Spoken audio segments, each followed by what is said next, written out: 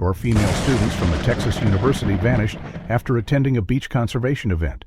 Their sudden disappearance sent shockwaves through the community and left authorities with no clear leads. But weeks later, a small-town clerk notices something strange in a returned SUV, something that links back to the girls. What began as a routine check quickly unravels into a chilling web of secrets and a nationwide hunt for answers. The air in Del Mar was warm that March afternoon, the kind that clung to your skin and left the scent of salt and sunscreen in your clothes long after you'd gone. Spring break brought tourists and volunteer groups to the sleepy coastal town every year, but this time it would be remembered for something else entirely. Four students, Lana Mendoza, Miriam Choi, Celine Brooks, and Zoe Walker, had arrived just a week earlier from Redwood University in California, full of optimism and armed with matching canvas backpacks, their names embroidered on the straps.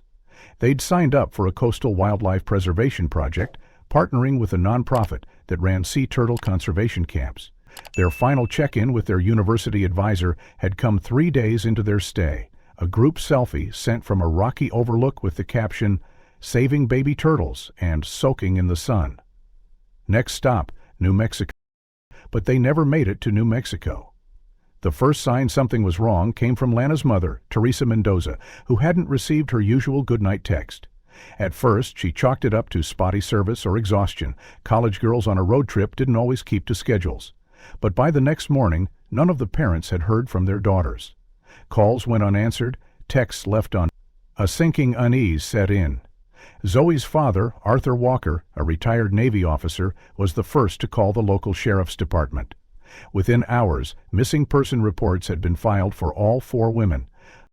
The families quickly mobilized. Within 2 days, all four parents had flown into Del Mar. They retraced their daughters' last known steps: the wildlife center, the motel, the breakfast diner they'd frequented.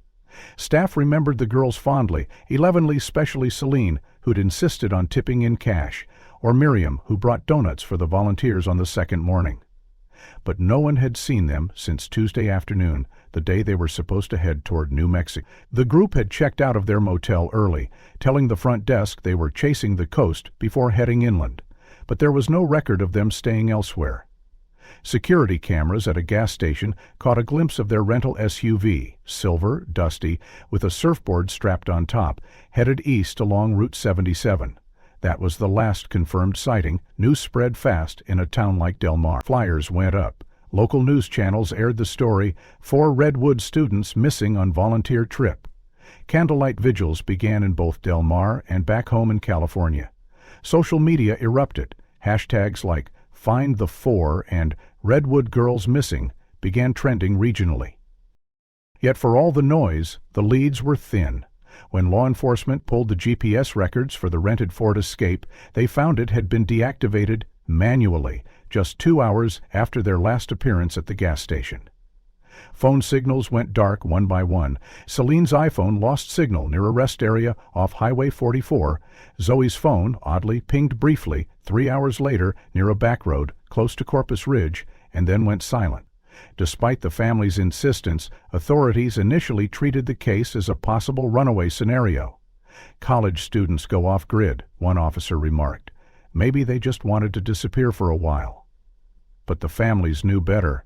Lana was terrified of camping, Teresa said bitterly to reporters. If they'd decided to rough it somewhere, she'd have texted to complain about bugs within an hour. A week passed. Then 2. Local search teams combed stretches of coastline and forest. The police brought in cadaver dogs. The FBI got involved. But without a crime scene, without witnesses, without evidence, the case stalled. "They vanished into the air," one agent admitted to Miriam's brother Jonah. The longer they were gone, the more theories surfaced. Some thought they were victims of human trafficking. Others believed they'd been attacked while camping.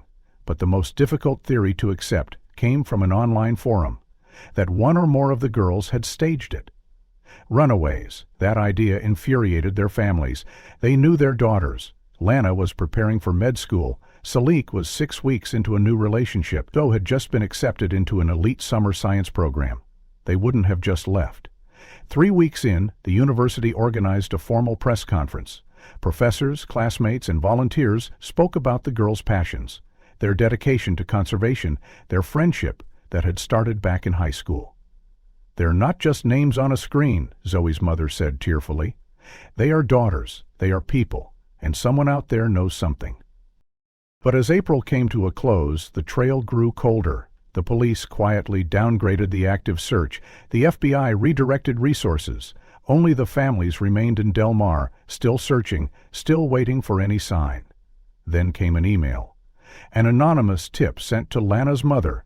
They didn't go to New Mexico. Look toward the ports. It was unsigned, with no attachments, no context.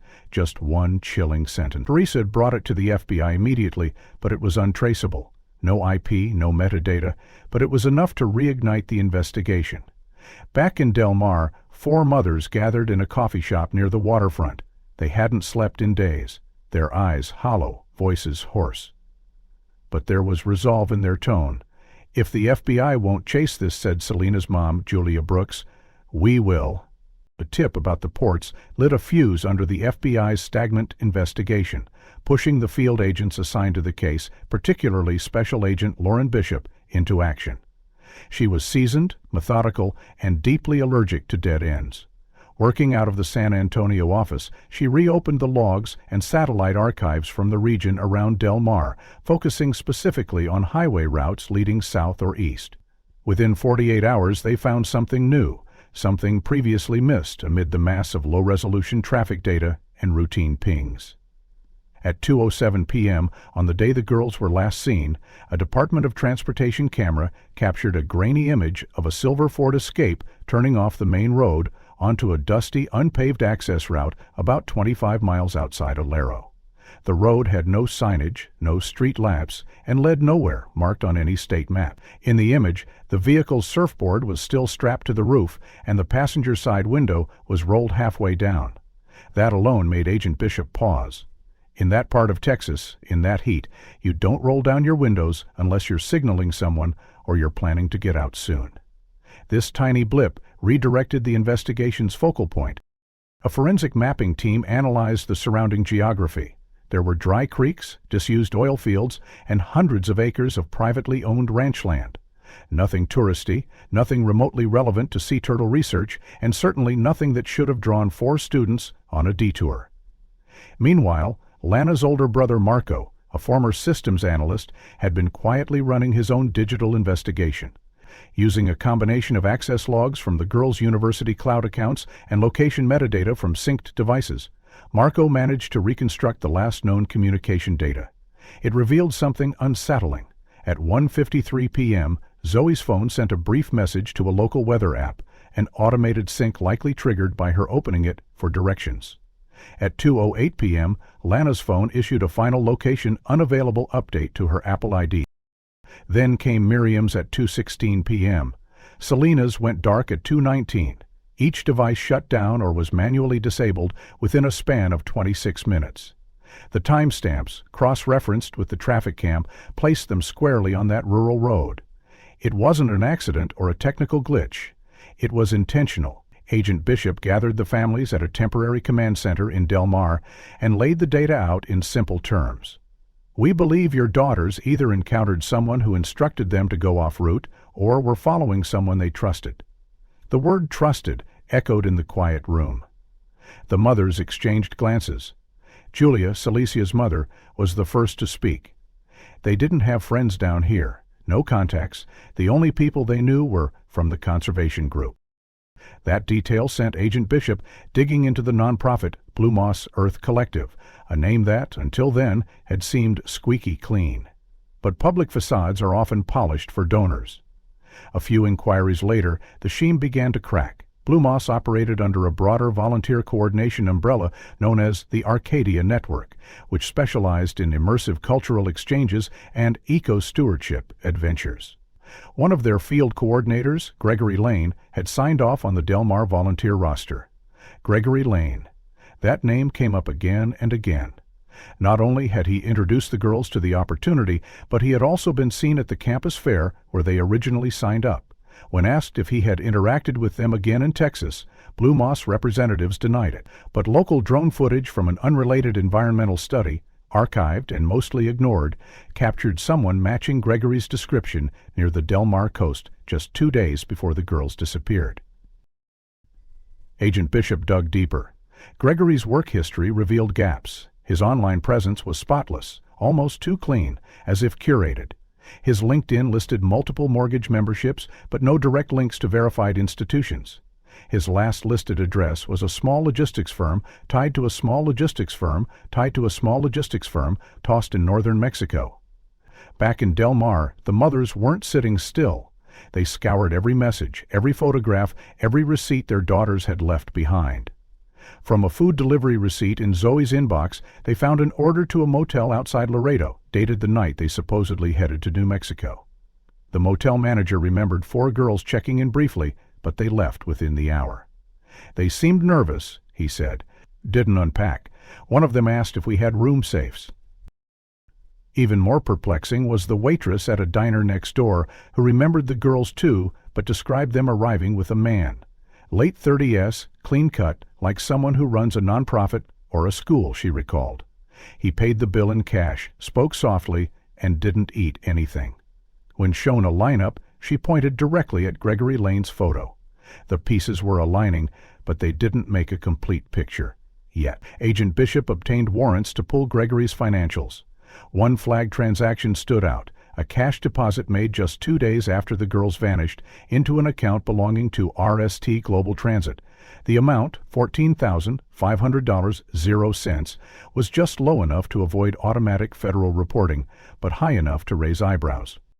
Meanwhile, Marco kept reviewing cell data and found something chilling. He analyzed the signal tower logs from the remote stretch near Laredo and identified a burst of temporary pings, signal jumps from mobile hotspots active for only a short window between 2 p.m. and 4 p.m. that day. It was as if someone had brought a portable router, let the girls connect briefly, then shut it all down. Not one, but 2 hotspots had appeared in tandem. The implication, the SUV wasn't alone. Another vehicle had been there too. A canvas of nearby surveillance sources turned up nothing. The land was too remote, the businesses too sparse. But one wild card emerged at a private monitoring contract had briefly flown over that area on the same day. Its footage had not yet been reviewed. When the operator, an intern at a Houston data center, scrubbed through the feed, he found something. At 2:31 p.m., the drone caught a still image of a silver SUV parked beside a box truck. The truck had no logos, no license plate on the front. 3 figures stood nearby. One of them, a woman, appeared to be raising her hand. The drone image was all over the FBI's makeshift war room in Del Mar, pinned up beside maps and time-stamped timelines.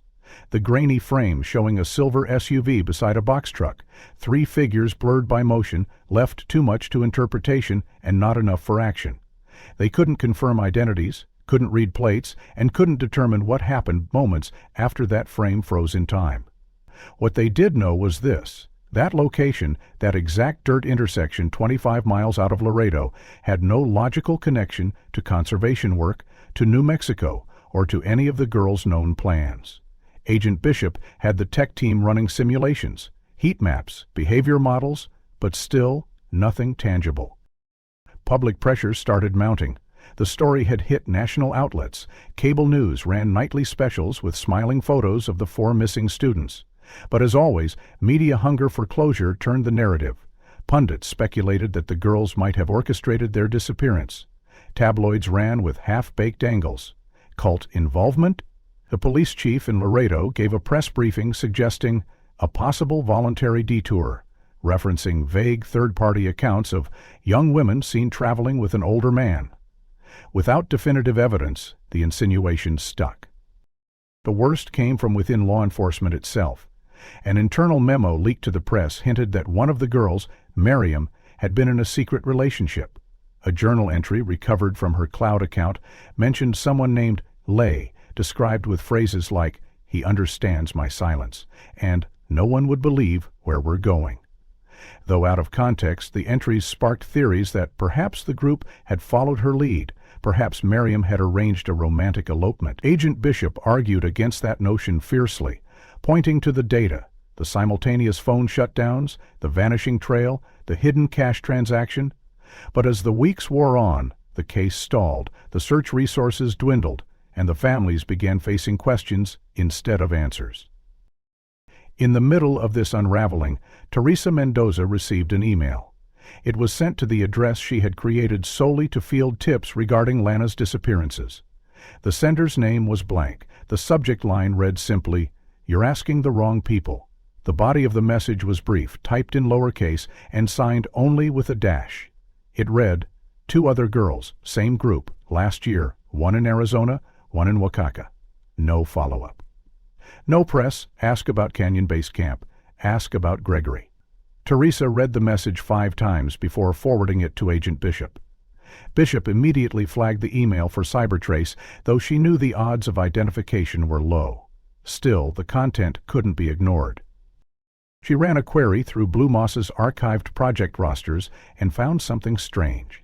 Indeed, there had been 2 other student volunteers who had dropped off the radar after Blue Moss sponsors trips, one in late spring of the previous year, Sophia Yang, 21, listed as having disengaged early from a camp in Arizona, and the other, a Canadian intern named Erica Dumont, who disappeared en route to a follow-up assignment in southern Mexico. Neither were reported as missing by Blue Moss, and the organization's summaries listed their departures as voluntary withdrawals. That discovery changed the temperature of the room. It no longer looked like an isolated disappearance, it looked like a pattern. Agent Bishop requested full disclosure from Blue Moss, demanding logs, personnel records, and financials accounts. But the nonprofit's legal team pushed back, citing confidentiality agreements and privacy clauses. They claimed the previous volunteers had left of their own volition, even offering testimonials, highly curated statements from other team members, insisting the organization bore no blame. It was Miriam's brother Jonah who pushed deeper.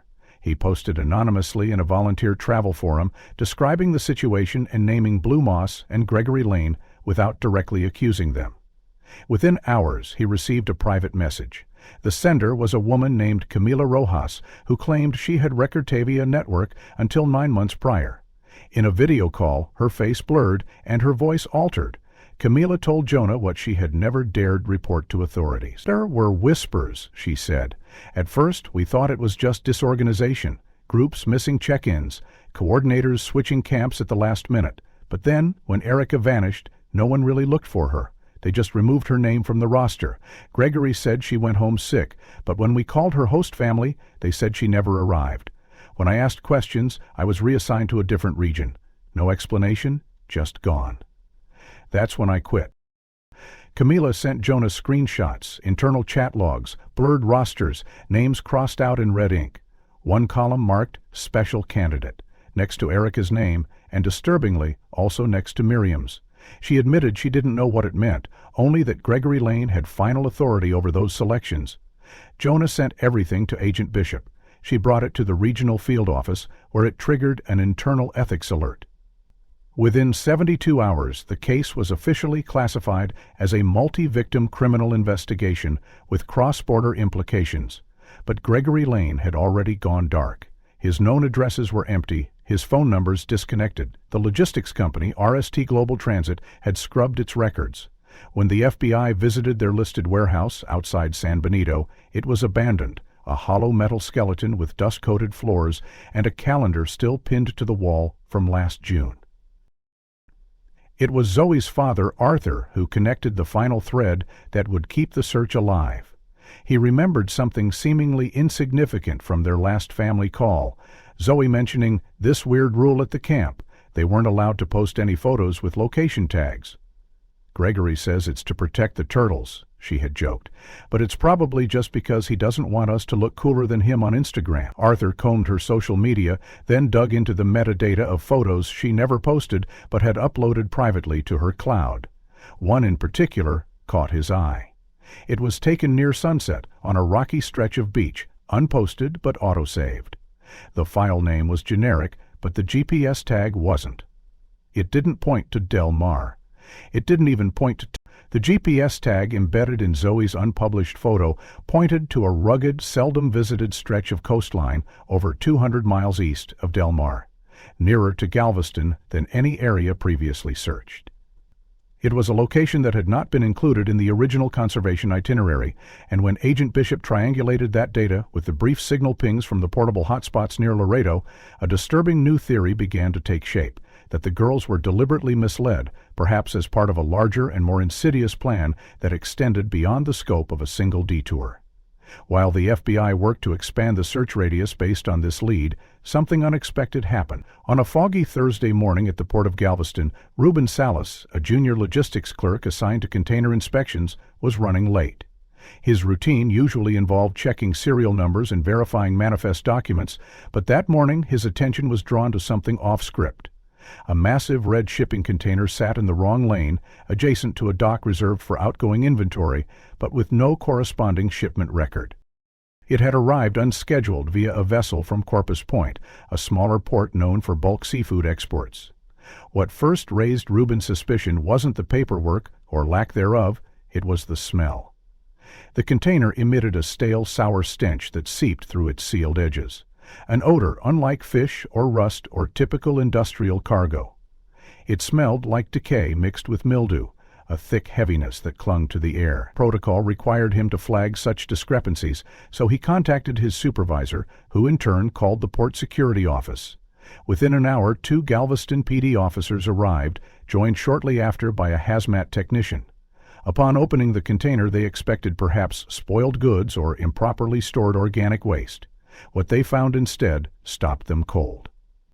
The interior had been converted into what could only be described as a makeshift living space. Along the steel floor were 4 foam mattresses, each with a flattened pillow and a thin blanket. Against one wall, an empty 5-gallon water container stood beside a pile of discarded plastic bottles, some of them half filled. In the far corner, a rudimentary toilet setup, a bucket lined with black trash bags, stood next to a crate of canned beans and fruit cut. Most chilling of all, in the center of the space sat 4 suitcases. 2 of the suitcases bore unique, unmistakable markings. On one was a hand-painted lavender sun surrounded by swirling vines. Zoe's mother, Gwen, had painted it herself before her daughter's high school graduation trip to Big Sur. The other bore stitched floral patches that Lana's mom, Teresa, had lovingly sewn on after a broken zipper had forced a last-minute replacement purchase. The moment photographs of the suitcases were forwarded to Agent Bishop, she requested an immediate chain of custody lockdown on the container. A forensic team was dispatched within the hour. By the time the mothers arrived at the port, escorted by Bishop and a small group of agents, the container had already been partially processed. Blue nitrile gloves and yellow evidence markers dotted the floor. Each suitcase had been opened with care. Inside Lana's case were 3 summer tops, 2 books, and a canvas pouch containing her inhaler and a Polaroid photo of her and Celine standing on the cliffs of Mendocino, laughing, wind in their hair. Inside Zoe's were her journal, still intact, and a worn-out denim jacket with the name Z Walker written inside the collar. Celine's and Miriam's suitcases were more generic, one pink, one navy, but the contents matched precisely what their families had described missing. Miriam's watercolor set, Celine's favorite pair of sandals, still sandy from their last beach visit. Forensic sweeps confirmed multiple DNA samples consistent with the girls, and additional swabs were taken from the mattress covers and water bottles. The container also contained a handful of used syringes and a crumpled map of southern Texas, annotated in red marker with X's along coastal roads, including the beach where Zoe's GPS photo was taken. "This isn't just where they were kept," Bishop said aloud as she walked the dim space. "This might have been where they lived, for days, maybe weeks." The emotional toll on the mothers was visible. Gwen nearly collapsed when she saw the sun design on Zoe's suitcase, whispering, "That's hers, that's mine," over and over. Teresa reached out and touched the floral patchwork on Lana's with trembling hands, before pulling it into a tight embrace, as if somehow the suitcase itself could bring her daughter back. Julia and Rena, mothers of Celine and Miriam, stood frozen in the doorway, unwilling to step inside, as though crossing that threshold might make what they saw irrevocably real. The forensic team documented everything, from wear patterns on the mattresses to partial fingerprints on the can lids. Several sets were lifted, some matching the girls', others unknown. More disturbingly, analysis of the interior revealed scratches near the doorframe, scratches made not by equipment, but by fingernails. Under the black light, Faint traces of a handprint streaked across the inside of the steel door, outlined in smudged grime and dust. Back at the command center, Agent Bishop debriefed her team. "The girls were here," she confirmed. "We have visual, biological, and circumstantial proof. What we don't have is where they went next, or how they were removed without anyone seeing." She turned to attack analyst. "Pull surveillance for every vessel docked here in the last 10 days. Cross-check logs. I want every outbound manifest flagged, and get me Coast Guard oversight immediately." The port had dozens of cameras, but a preliminary review showed a blackout window. On the night of the 17th, several feeds had gone dark for over 30 minutes, a data gap attributed to scheduled server maintenance, but no such maintenance had been logged in official reports. Reuben, the clerk who had discovered the container, was called back in. He confirmed that a forklift had moved the container from the far western dock, used primarily by RST Global Transit, 3 days before discovery, though no transfer request had been submitted. Meanwhile, a lab report came back on a fingerprint lifted from the lid of a can inside the container. It didn't belong to any of the girls. It belonged to someone the FBI had already flagged, a contractor listed under RST Global named Darren Lowe, previously identified as a driver in Gregory Lane's logistical operations. Lowe had disappeared 2 months prior after suddenly vacating his registered address in Houston. When Bishop presented this update to the mothers, it was Miriam's mom Rena who leaned in, voice cold but focused. "So now we have a name," she said. "We have a connection, and we know where they were. The question is, where were they taken? From here?" Bishop didn't answer immediately. Instead, she stood, walked to the map on the wall, and drew a red circle around a location inland toward the east, a private transport terminal leased to an unnamed holding company that shared a postal box address with RST Global. "We've got one more place to look," she said. "And we're going there now." She didn't tell them yet what the Coast Guard had just reported, that another container with similar markings had been cleared for departure 2 nights earlier, bound for. The sun hovered low over the port of Galveston, casting long, distorted shadows across shipping containers and docked vessels, as Agent Bishop stood just outside the perimeter reviewing photographs of the container's contents. With her team, when a man in a crisp navy suit and white-collar shirt approached the cordoned zone. His ID badge, clipped neatly to his breast pocket, read Gregory Lane, Future Now Global Relief. The security guard stationed at the gate stopped him, but Gregory smiled politely, flashing credentials and stating he was present to oversee inventory connected to an upcoming humanitarian shipment. When asked for further clarification, he explained he was coordinating logistics for medical aid supplies being routed through Galveston to Central America. His voice was calm, his tone pleasant, but his presence couldn't have come at a more suspicious moment. Agent Bishop, notified of the unexpected visitor, quickly approached the gate. Her brow furrowed as she stepped closer and got her first look at the man who, up until now, had only been a name in a file and a face in a low-resolution photo. Gregory extended his hand and introduced himself with a professional ease that didn't quite match the tension in the air. "I believe we've corresponded through email, Agent Bishop," he said. "I understand this must be a sensitive scene. I'm only here to verify that none of our goods were caught up in the inspection by mistake." Bishop didn't take his hand. "Mr. Lane, this is an active federal investigation. You'll need to wait over there." She motioned to a marked-off waiting zone. Gregory, still smiling faintly, complied without protest. Inside the container, the forensic team continued processing, unaware that the man who might very well be responsible for orchestrating the girls' disappearances now stood just yards away.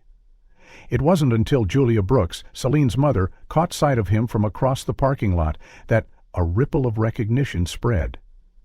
"That's Gregory Lane, from the University Fair." Gwen Walker's eyes widened. "He's the one who told Zoe about the Turtle Beach near the border," she said slowly. "She called it a hidden gem he personally recommended." Teresa Mendoza clenched her jaw. "He said it was a special reef site, that it would be perfect for Lana's research proposal. He gave her maps." Agent Bishop turned from her conversation with her team and walked straight back to Gregory. "Funny seeing you here today," she said flatly. "You say you're coordinating a humanitarian shipment?" Gregory nodded. "That's right. Future now works with several partners, RST among them, to ensure timely delivery of food, sanitation kits, trauma medicine. This facility is one of our southern hubs. Bishop studied him. And you just happen to be here, unannounced, on the same day we discover a container housing personal items of 4 missing students, tied to your organization. Gregory's smile didn't falter. I wasn't aware of any overlap. I'd be happy to clarify our supply chain, if you'd like.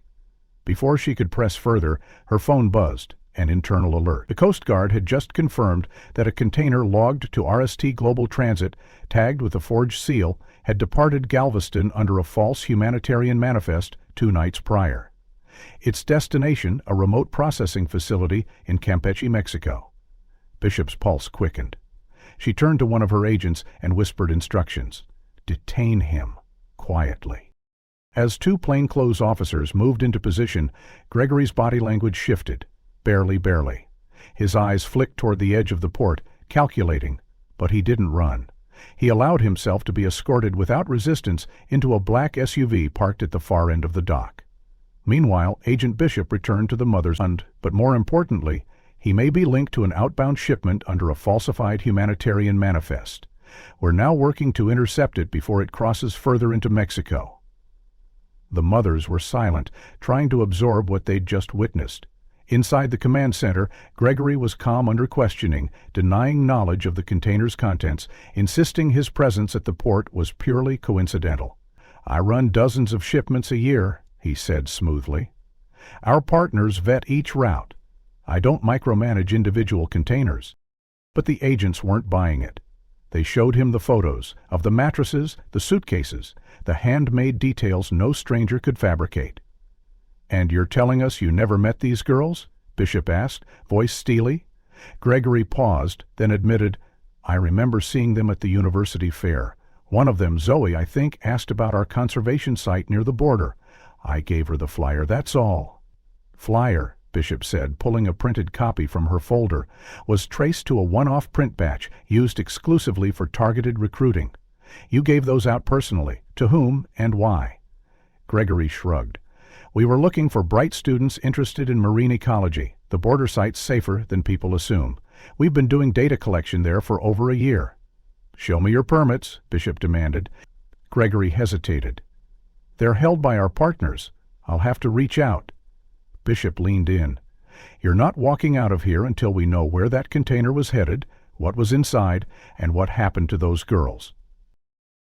Gregory blinked slowly, then leaned back in the chair. Then I suggest you start with RST Global, because if there's something you think I know, I promise you, it didn't start with me. Back on the dock, Ruben Salas, the clerk who had first flagged the container, was reviewing older port entries when he stumbled across a maintenance log for the week before. It listed routine rerouting under Lane's credentials. The signature was forged. In another corner of the command center, agents were tracing the ownership web of RST Global Transit. What they uncovered was a sprawling network of shell companies, each dissolving into another, most tracing back to a shadow firm registered in Belize. One document, however, bore Gregory's full signature, an approval request for special containment modification. Dated 3 months prior, the container's serial number matched exactly. As news broke that federal authorities had intercepted the container en route to Campeche, agents at the border discovered it was empty, but recently vacated. Inside, they found blankets still warm, food wrappers dated the previous day, and a slip of paper tucked behind a metal hinge. On it, written in shaky black letters, were the words, "We're still alive." Bishop returned to the mothers, paper in hand. "We're in that container. Hours ago." Gwen staggered backward, her hand flying to her mouth. Teresa grabbed the paper, held it to her chest. Rena murmured, "They're moving them. They're still moving them." Julia clenched her fists, looking toward the port horizon. "And he's not the only one," she said. "There are others. There has to be—" Back inside the interview room, Bishop turned the lights low and laid the photo of the note before Gregory. "This," she said, "is the only reason you're still sitting here calmly. If they're alive and you help us get to them, you might still walk away. But if you stall me again—" Gregory finally looked away, jaw tightening. "You're too late," he whispered. "They are already past the river." Bishop stared at him, silent, then turned to her team. "Get the map, the one of the Rio Grande crossings, every unofficial route. We're going now." As she left the room, her phone buzzed again, this time from an unexpected source. A private number tagged "Anonymous Witness."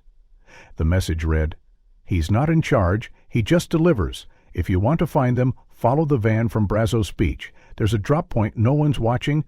It was signed with only a single initial, D. The message signed D and the intercepted empty container from Campeche injected the investigation with a new urgency, but also deeper confusion. If Gregory Lane wasn't the ultimate orchestrator, just a high-level middleman, then who was? Bishop dispatched teams to Brazos Beach, focusing on any overlooked service roads, trailheads, or temporary campsites, hoping to spot the elusive van referenced in the anonymous tip. Meanwhile, Arthur Walker refused to stay idle. Fueled by equal parts frustration and determination, he retraced the known movements of the girls in the days leading up to their disappearance, focusing on overlooked practicalities, hotel reservations, gas station logs, fast food receipts, and found a curious gap. While the girls had been seen at a diner near Laredo and briefly checked into a motel, there was no trace of what vehicle they were using at that point. The rental agency that had issued their original car, Midwest Motion Rentals, had no record of return. Either it had been dumped and hidden or swapped out. That theory took a sudden turn when Agent Bishop received a call from a small independent rental service on the outskirts of Harlingen, Texas, run by a man named Mike Fletcher. Mike explained that while digging through old invoices for tax purposes, he'd come across a file flagged months ago for an unusually dirty vehicle return. A silver Toyota 4Runner rented for a week in late March by a man named Daniel Russo. At the time, Mike had charged a significant cleaning fee due to the condition of the car, interior sand buildup, food trash, strange chemical smells, and wrappers shoved into every seat crevice. It had stuck in his memory not only because of the mess, but because the customer had paid the damage fee without complaint or question, something Mike said never happens, Gwen. When they arrived, Mike pulled up the rental form. The signature matched an alias already tied to RST Global Transit. Russo, or whoever used that name, had rented the SUV just one day before the girls went missing. The return date, 1 week later, the exact date that authorities began searching for them. As Mike scrolled through his phone gallery, he explained that he took photos of all damaged vehicles to submit with his cleaning invoices. When he reached the first photo, an exterior shot showing scratches across the left rear panel, Bishop barely reacted. But the next few images stopped Gwen cold. The photos showed the interior of the SUV, front seats cluttered with snack wrappers and 2 half-empty bottles of electrolyte water, the center console sticky with what looked like a fruit drink spill. In the back seat, amidst crumpled napkins and crushed paper cups, was a small keychain looped through the seatbelt strap. A small, fabric giraffe, about 2 inches long, its felt ears slightly frayed. Gwen stepped forward, her hand rising to her mouth as tears formed in her eyes. "That's hers," she whispered. "I bought that for Zoe on her birthday in January. It was in her school bag. She moved it to her keychain. I remember because she said it looked like a sleepy giraffe." Bishop leaned closer. "Can you be absolutely certain?" Gwen nodded, tears streaming now. "There's a faint ink stain on its neck." She dropped a pen on it once. "Look there." It was an undeniable link. The team immediately requested access to the vehicle, which had since been rearranged multiple times but was still in circulation. Mike provided the vehicle's current tag and last known renter. Bishop dispatched a forensic response unit to retrieve the car and instructed her lab team to begin latent evidence testing immediately, despite the time elapsed. Mike, reviewing his logs further, mentioned something else odd. The guy who returned it, Russo, he didn't just walk away. He waited at the edge of the lot, made a call on a burner phone, I'm sure of it. I only caught pieces. He said something about needing to switch plates again and that the girls were out of sight until next transfer. Bishop's expression darkened. "You never reported this before." "I didn't know what I was looking at," Mike admitted.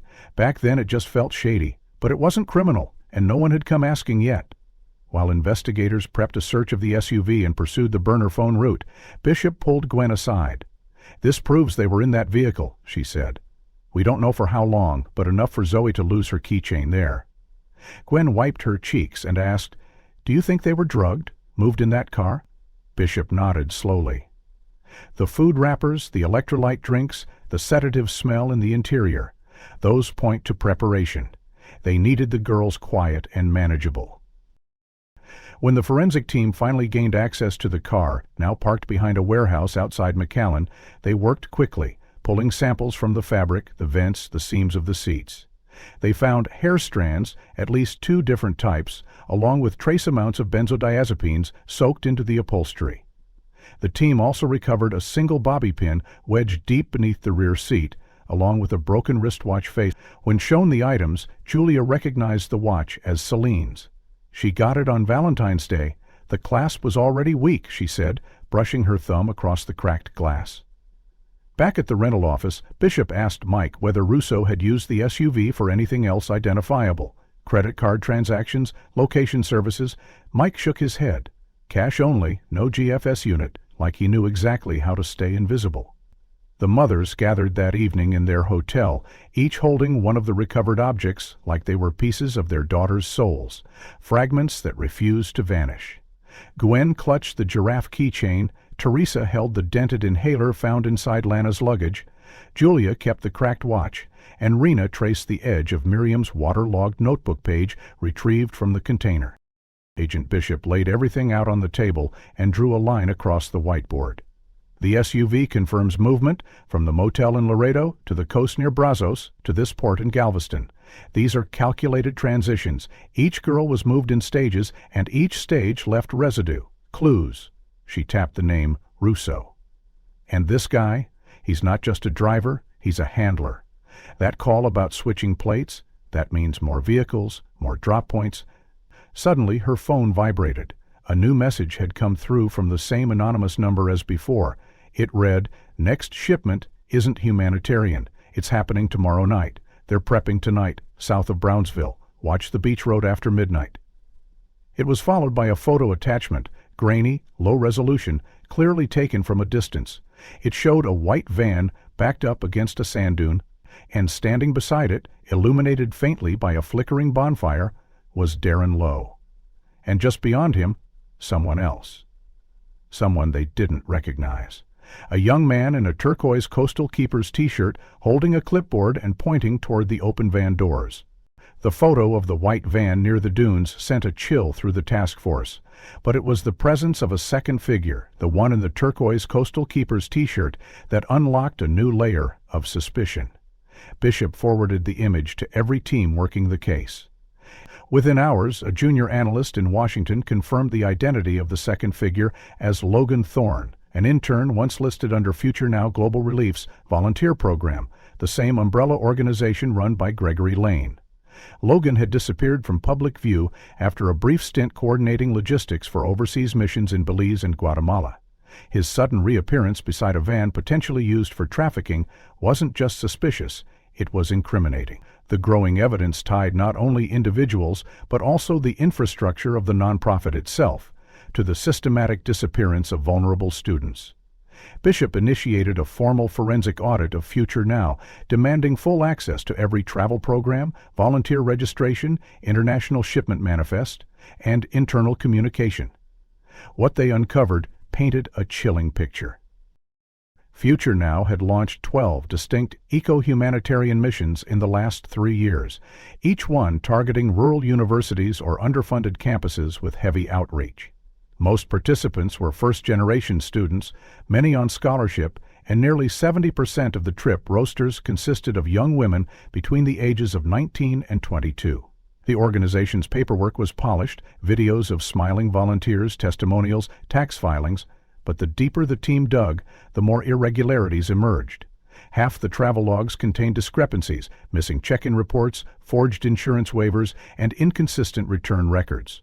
On paper, all volunteers were accounted for, but when agents attempted to confirm past participants, over a dozen couldn't be located. Some had dropped off social media, others had outdated contact information. 3 families never reported their daughters missing, believing they had chosen to sever ties. Now, under pressure and with names resurfacing, those assumptions were being questioned. One particularly revealing discovery came from an encrypted archive accessed through a former IT contractor who had worked briefly with Future Now. Inside the archive were scanned rosters labeled FPV Internal Candidate Pools. Next to each name was a column marked Independent and a series of internal comments. No family in region, compliant, and in some, simply the word flag. Lana Mendoza, Miriam Choi, Celine Brooks, and Zoe Walker had all been flagged. When confronted with this, Gregory Lane continued to deny involvement in any selection process. Our coordinators vet volunteers based on health and logistical readiness, he claimed during questioning. We don't profile anyone beyond what's required for safety, but one former employee, when approached confidentially, agreed to talk. Her name was Erica Vale, a former outreach supervisor now living in Austin. Bishop and two agents met her in a quiet park cafe, where she spoke under condition of anonymity for legal reasons. Gregory has a list, Erica said without hesitation. He doesn't call it that, of course. He refers to it as capacity tiers. Basically, he identifies students he thinks are vulnerable, those less likely to report, those who won't be missed immediately. I didn't understand what it was at first. I thought it was about targeting for scholarships. But then things started to feel off. A girl named Leela from Arizona. She never came back. Gregory said she had run off with a boyfriend. No one ever checked. Eric explained that during training retreats, field staff were instructed to collect behavioral insights on volunteers, observations about stress response, social attachment, and emotional resilience. He told us it was for safety, she added, but now I think it was about control. Who could be isolated, who wouldn't fight? As she spoke, Bishop's team began to cross-reference claims with Gregory's travel history. His personal passport showed over 40 international entries and exits in the past 5 years, most of them aligning with Future Now missions. Several of those countries, Honduras, Nicaragua, Cambodia, were known human trafficking transit zones. The more Erica revealed, the clearer the pattern became. Gregory was using the facade of volunteer work to scout and isolate specific students. He did not always move them himself. Rather, he facilitated introductions, orchestrated travel, and allowed third parties, many cloaked behind humanitarian roles, to manage the rest. The process was layered, distributed, and hidden behind layers of plausible altruism. One name that surfaced again and again in Erica's account was Darren Lowe. She described him as Gregory's logistics enforcer, the one who cleaned up, relocated, and ensured no one asked questions. She had last seen him at a border coordination meeting about a new Central American shipment route, where Gregory referred to vulnerable students as resources to be repositioned. Erica had tried to walk away quietly.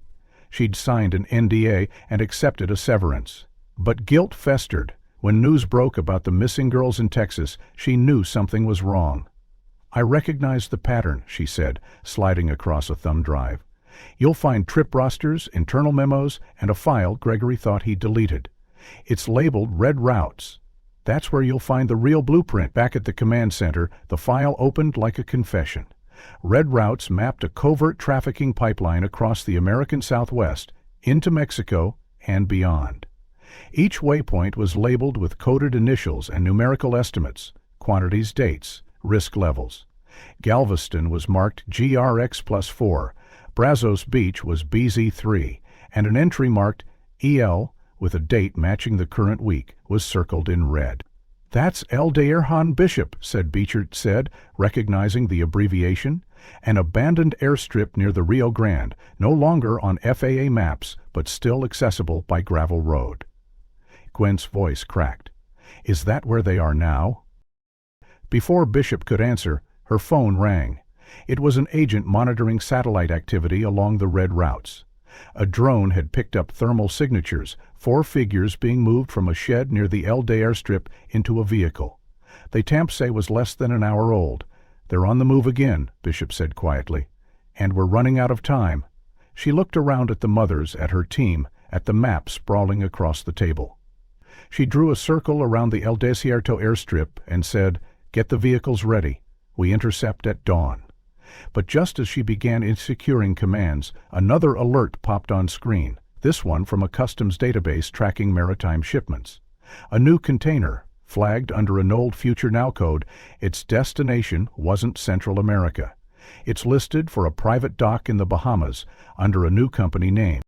The red-circled EL waypoint on the Red Routes file had ignited a sense of unbearable urgency among the team, and while Bishop's agents mobilized under the cover of night to reach the abandoned airstrip known as El Desierto, 4 women were already in motion. Gwen, Teresa, Julia, and Rena had reached a silent consensus, one born not of reckless bravado but of exhausted desperation, that they could no longer stand idle. They had each memorized the behaviors, names, and vehicles that had floated through their lives like ghosts during the last few months. And when Gwen received another anonymous text, this time simply reading, "White van, BZ3, tonight." They didn't wait for permission. They left the hotel in a borrowed SUV under the pretense of picking up takeout. Gwen drove while Julia navigated, and Teresa used her phone to scan nearby traffic cameras and social media feeds, searching for any reference to beach parties or unusual vehicle activity near Brazos Beach. It didn't take long. A small Instagram story from a local college student showed a bonfire and several parked vehicles, one of them a white van with no rear windows, partially obscured by shadow. The timestamp was 15 minutes old. Following the coastal road south, they arrived at a turnout overlooking the dunes just as the bonfire embers began to die out. A group of 5 figures moved near the shoreline, illuminated only by weak red flashlights. A van idled nearby, head sparkled at a distance, and used binoculars and the zoom function on their phones to document what they could. "Record everything," Teresa whispered, her voice tight with adrenaline. "Plates, faces, movement." The group below began transferring items from the sand into the van, long, narrow crates and large duffel bags. One man barked orders while another stood watch near the van's back doors. Julia focused the lens on the driver. His posture was familiar, the narrow jawline, the cropped hair, the way he held his cigarette. When he turned to speak to one of the others, the light caught his face. "That's Danny," she breathed, "from the rental paperwork, the one who returned the SUV covered in sand." Gwen froze. "He's using a different plate," she noted. "It's a New Mexico tag now, not Texas." He's cycling identities. The van pulled away just after midnight, heading north along a gravel access road that eventually rejoined the highway. Without speaking, the mothers followed at a careful distance, headlights off, hearts pounding. They tailed the van for nearly an hour, past darkened farmlands and industrial plots, until it veered sharply down an unmarked road flanked by rusted fencing and brush. The road narrowed into a path and led to what appeared to be an abandoned warehouse complex, low concrete structures with shattered windows and a rusted loading dock. From their parked vantage point behind a cluster of trees, the women watched as the van backed into a bay. 3 other vehicles were already there, including a black pickup and a cargo truck. Men emerged and began unloading the van quickly, speaking in hushed tones. Julia recorded every second on her phone, zooming in on Danny as he barked instructions. Another man, dressed in a coastal keeper's shirt, paced nervously near the rear of the cargo truck. Teresa gasped softly. "That's Logan Thorne, from the photo with Darren at the beach." They watched in horror as 2 men emerged from the side building, dragging something between them, what appeared to be a large plastic case with air holes drilled into the sides. It was too heavy to be equipment. "They're moving people," Gwen whispered. "That's not gear. That's them." Rena's hand gripped the door handle. "We need to call Bishop right now." "Wait," Teresa hissed. "We need proof. Keep recording. Just one more minute." As the crates were lifted into the truck, a man emerged from the shadows, tall, with a beard and broad shoulders. He shook Danny's hand and handed him what looked like a passport folder. Julia zoomed in as much as possible, snapping frame after frame. Suddenly, one of the guards turned and scanned the trees with a flashlight. The beam swept dangerously close to their hiding spot. "Time to go," Gwen said urgently, easing the SUV backward, tires crunching softly against loose gravel. They turned and pulled out of the lot just as the flashlight landed on the space they'd occupied seconds earlier. They drove 2 miles before stopping at a roadside diner, where Julia sent the footage to Agent Bishop's direct line, attaching the caption, "Danny. Different plates, warehouse, possible transfer happening now." Within minutes, Bishop called. "Where are you?" 2 miles east of the warehouse. We followed them from Brazos. We've got video. They're loading people, Bishop. We think they're alive. We saw crates with holes." Bishop's voice was tight. "Stay where you are. Do not go back. You understand me?" "Yes," Julia said, even as Gwen started turning the vehicle back toward the warehouse entrance. "I mean it," Bishop snapped. "We're sending units. This is not your fight." But for the 4 women, it was the only fight that mattered. Gwen drove back until they found another vantage point, higher ground, behind a collapsed fence, and from there they watched as the cargo truck rolled out of the warehouse lot and merged onto the highway. Another message buzzed on Gwen's phone. Same number, same signature. D.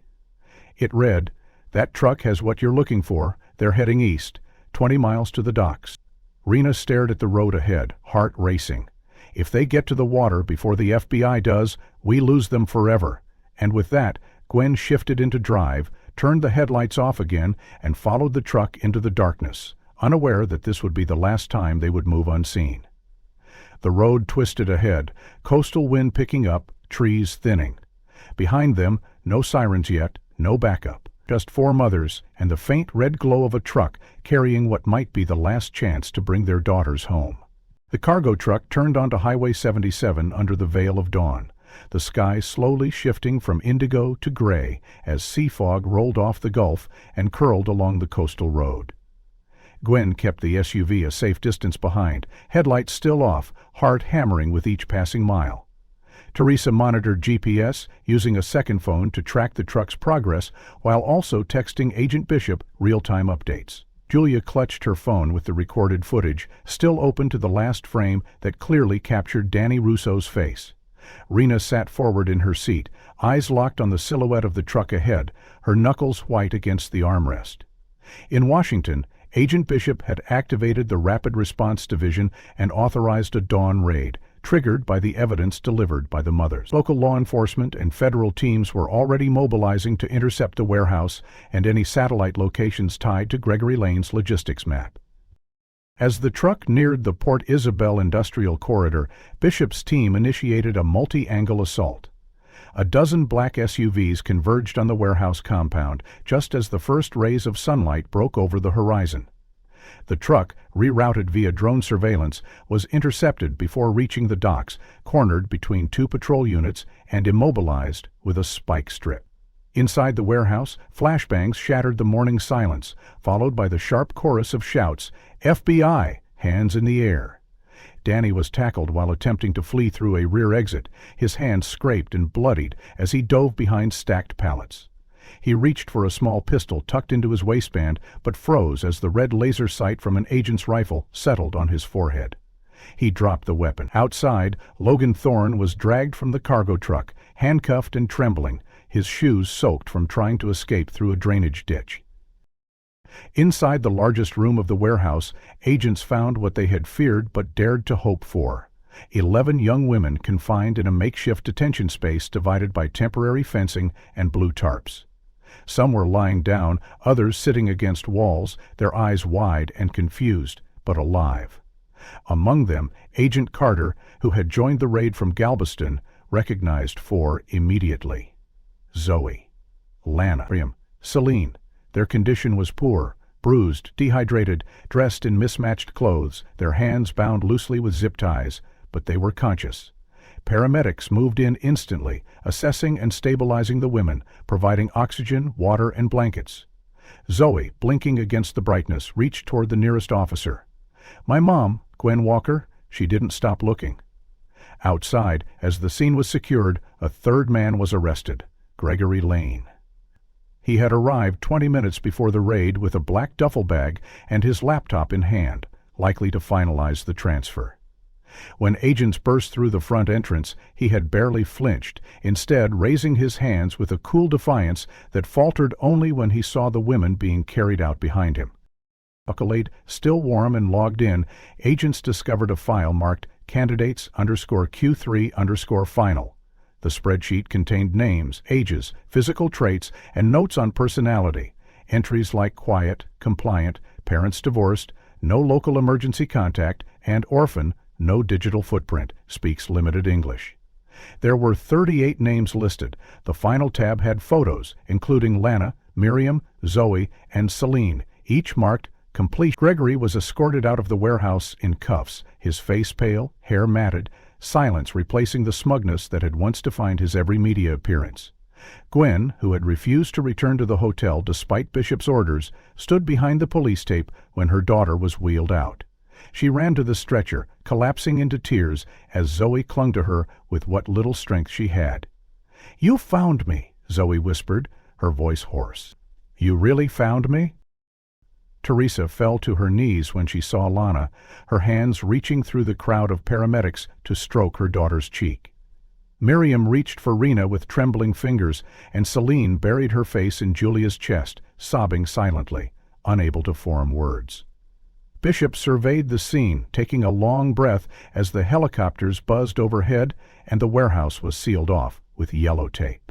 Officers began photographing every inch of the facility, marking the cells, cataloging discarded medication vials, broken phones, and syringes. Each item added to a growing mountain of evidence, not just of abduction, but of a calculated, monetized trafficking operation disguised as humanitarian outreach. Media vans had already begun gathering outside the industrial perimeter. The FBI issued a statement confirming the rescue of 11 individuals and the arrest of 3 key suspects linked to a multi-state volunteer fraud and trafficking ring. Names were withheld, but speculation surged online within hours. Back at the regional field office, Bishop interrogated Gregory personally. His lawyer sat beside him but remained silent as the agent displayed photo after photo of the warehouse, of the spreadsheet, of the women he had cataloged like cargo. "They're not just names on a file," Bishop said. "They're daughters, sisters, students. They're human beings, and you hunted them. You won't find the others." Bishop didn't blink. "We already did, and they're talking." She placed a thumb drive on the table, Erica Vale's archive. The color drained from Gregory's face. Meanwhile, the rescued women were taken to a secure hospital for medical treatment and trauma assessment. The 4 mothers remained by their sides, refusing to be separated for even a moment. Gwen slept curled on a cot beside Zoe's bed, one hand wrapped around her daughter's fingers. Teresa stayed with Lana through the night, whispering stories from her childhood. Julia held Celine while she slept, and Rena traced circles on Miriam's back like she used to do when she was 5 and couldn't fall asleep. The doctors assured them the physical injuries were manageable, the dehydration treatable, but the emotional wounds would take time. Several of the other women had no families to contact, strangers from distant states or foreign exchange programs long forgotten. Bishop arranged for legal and psychological support, and in the quiet hours before sunrise, while agents cataloged Gregory's laptop and pursued the names listed within, Gwen looked out the hospital window and whispered, "We were right to keep going, even when everyone told us to stop." In the corridor, Bishop received another alert, this time from a customs scan in Miami. A second container flagged with nearly identical metadata had just been cleared and was bound for the Bahamas. But there was no sign of who organized it, only a digital manifest signed by a new name, Marcella Valles. When Bishop checked the alias, her stomach turned. Marcella Valles was a pseudonym once used by Erica Vale during her years undercover. Inside the quiet recovery wing of the St. Ambrose Trauma Center, soft music played from a Bluetooth speaker near the window as sunlight filtered through gauzy white curtains. Zoe sat upright for the first time in 3 days, her voice still hoarse but steadier now, her fingers wrapped tightly around a cup of chamomile tea, while Gwen sat nearby, offering silent support. Across the room, Lana was speaking with a therapist in hushed tones, her legs drawn beneath her on the recliner, the outline of bruises fading slowly under her oversized sweatshirt. Miriam and Celine shared a corner table where they were filling out a group art assignment, coloring a recovery wheel with markers and crayons, each section labeled with a different goal: safety, sleep, trust, memory, voice. It had been less than a week since their rescue, and though their bodies still bore evidence of the ordeal, their minds had begun inching back from the brink. On the second day at the center, the girls had begun recounting what had happened. The details, though fragmented by sedation and trauma, were horrifyingly consistent. They described how Logan Thorne had approached them at the beach cleanup, offering drinks and talking about a bonfire social happening just beyond the dunes. Danny had been introduced as one of the event sponsors, someone who helped transport equipment for Gregory's beach programs. Everything felt safe at first. Other volunteers were around. The vibe was casual, relaxed. But the drinks hit hard, too hard. Within minutes, their limbs felt heavy, their heads foggy. The world blurred. Celine remembered being helped to the back of the van. Zoe recalled the sound of a latch locking. The next memory they shared was waking up inside a container, cold, dark, and moving. There were no windows, only faint light through ventilation slats. They were bound, mouths dry, senses dulled. A man, Danny, appeared every few hours to provide water and canned food, but he said nothing beyond grunts. Sometimes they were moved, from the container to a house. Then from the house to the van. Then back into another container. Each time, new restraints, new threats, and always the same voice reminding them, "No one's coming, no one knows where you are." What kept them alive, they said, was each other. When one panicked, the others soothed. When one cried, the others whispered songs or memories. Lana said she counted seconds in her head to stay sane. Miriam scratched tally marks into the wall with her fingernail. Celine replayed old voicemail messages in her mind. Zoe focused on Gwen's laugh, imagining what it would feel like to hear it again. They lost track of time quickly. Some days they slept endlessly, others they sat awake in terror. Food was minimal, mostly beans and crackers, and once a protein shake passed through a slot. The worst moments came when they heard unfamiliar voices, when containers were opened and strangers looked inside. The threat of being taken alone haunted them constantly. What saved them, they believed, was a combination of slow transfers and someone, perhaps even within Gregory's ranks, delaying their final departure. And then came the raid, the explosion of light, the shouts, the realization that uniforms meant safety, not danger. For days they flinched at sudden sounds and avoided mirrors, but slowly, under the care of trained trauma staff and the unwavering presence of their mothers, they began to breathe again. Meanwhile, Gregory Lane's empire collapsed in spectacular fashion. After his arrest, dozens of former volunteers came forward, emboldened by the media coverage and the photos of rescued women. Erica Vale returned to testify publicly, describing in exacting detail how Gregory manipulated data, faked paperwork, and targeted students based on psychological vulnerability. Investigators uncovered satellite offices in Belize, Nicaragua, and the Dominican Republic, all of which were shuttered within days. In court, Gregory was stoic until the names of the rescued women were read aloud, and then, as the prosecution projected his spreadsheet of priority candidates, on the courtroom screen, his mask finally cracked. His defense attempted to argue that he outsourced logistics and that he had no knowledge of what others did once students entered the system, but the digital trail was undeniable. Between metadata, GPS traces, financial wire logs, and the testimony of his own staff, Gregory was convicted on 18 counts, including kidnapping, trafficking across state and international lines, aggravated false imprisonment, and conspiracy to assault. The judge, in his final remarks, called the crimes a betrayal not only of trust, but of the very concept of altruism. He sentenced Gregory Lane to 45 years without parole. Danny Russo and Logan Thorne each received 35 years, with additional investigations ongoing into their suspected ties to wider trafficking networks. The warehouse was demolished after the trial. The land was donated to a nonprofit aiding trafficking survivors. The original red container, the one discovered in Galveston, was converted into a mobile awareness exhibit by an anti-trafficking organization with the girls' permission. At the St. Ambrose Center, recovery continued one day at a time. Each girl had her own therapist, schedule, and coping mechanisms. Lana took to gardening therapy. Celine wrote short poems that she left anonymously on the staff bulletin board. Miriam requested music therapy and learned to play a simple melody on the piano. Zoe, once the most vocal, was now the quietest, but her presence in group sessions had become an anchor for the others. Their mothers stayed close. Some moved to nearby apartments temporarily, others adjusted work schedules to remain involved. The trauma would never be erased, but in those soft moments, over tea, during walks, through shared laughter, they began to stitch together a new beginning. One afternoon, as sunlight poured into the activity room, Zoe finally stood before the group and read aloud from her journal. Took us in silence. They tried to make us invisible. But we never disappeared, not from each other, not from our mothers, not from the world.